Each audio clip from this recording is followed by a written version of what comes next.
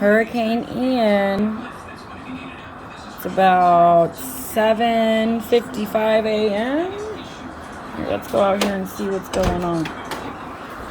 There, you guys stay right there.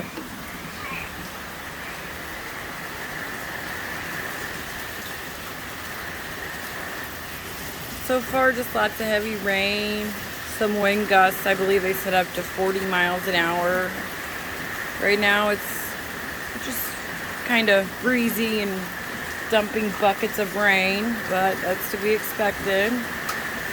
We'll keep you posted.